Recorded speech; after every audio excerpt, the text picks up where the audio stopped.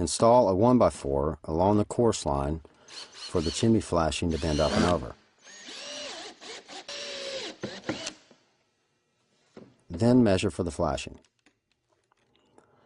It should go 6 inches up the back of the chimney and up and over the 1x4. Measure for the width of that flashing too.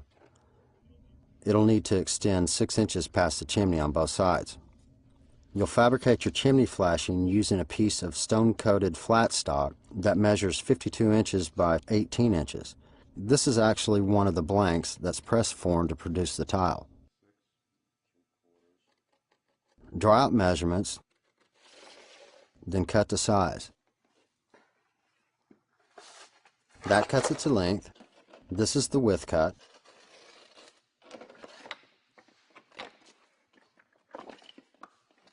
Now use the top course bender to make the break lines. I place it so that I can just see the line when it's in the bender.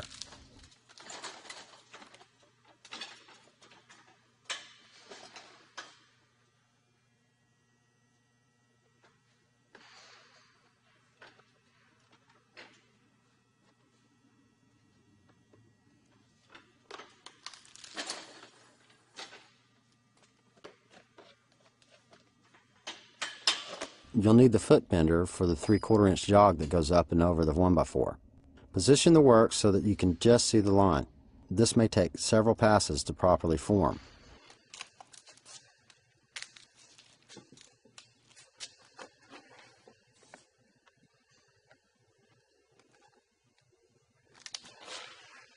It needs to be bent at a 90-degree angle here.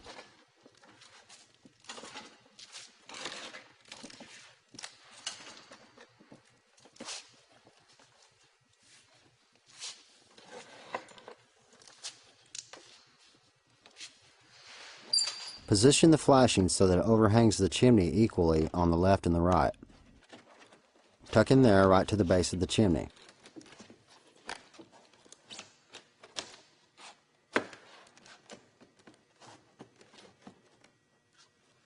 Mark the corners and draw a parallel line 2 inches out, and mark a horizontal line 2 inches up from the bottom. Cut these out like this, and you'll end up with a flap that wraps around the chimney, and you'll have this little bit of flashing that extends 2 inches past the corner. This forms a diverter that takes the water out past the chimney corner. This is an important detail because all the water behind the chimney drains here. I want to get the end of this flashing to lie down on the tile beneath, so I'll make a little relief cut here, and that will free the end to take the shape of the cap section beneath.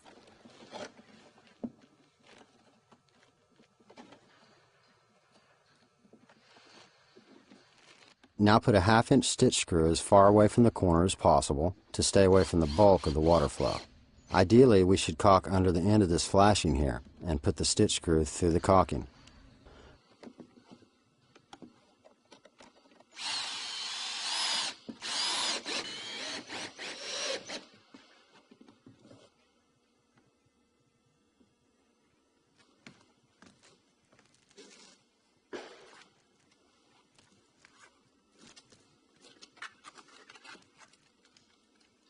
On the back of this chimney, you can use a piece of birdstock or a foam closure to keep the debris and water from backing up under the tile.